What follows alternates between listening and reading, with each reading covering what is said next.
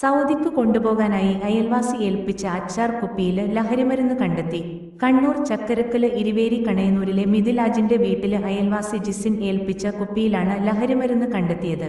കുപ്പിയില് MDMA, hashish oil എന്നിവയാണ് ഒളിപ്പിച്ച നിലയിലുണ്ടായിരുന്നത്.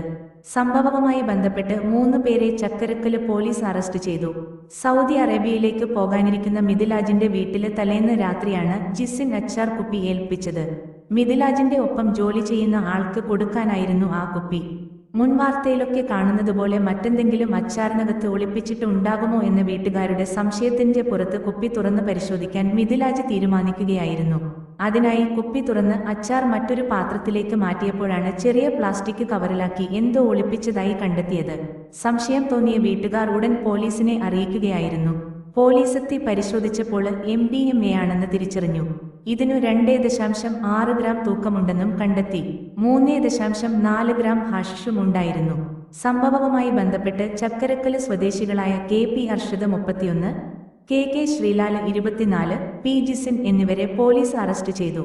സംഭവത്തില് കൂടുതൽ അന്വേഷണം നടത്തിവരികയാണ്. മിഥിലാജിനെ കുടുക്കാനാണോ അതോ കച്ചവടത്തിനാണോ ഇത്തരത്തില് നീക്കം നടത്തിയത് എന്ന കാര്യത്തിലും വ്യക്തത വരാനുണ്ട്. ഗൾഫ് രാജ്യങ്ങളിൽ മയക്കുമരുന്ന് പിടിക്കപ്പെട്ടാൽ വധശിക്ഷയാണ് നൽകുക. പ്രവാസികൾ ഇക്കാര്യത്തിൽ ജാഗ്രത പുലർത്തണമെന്ന് പോലീസ് ആവശ്യപ്പെട്ടു. Bridge media, Kannur.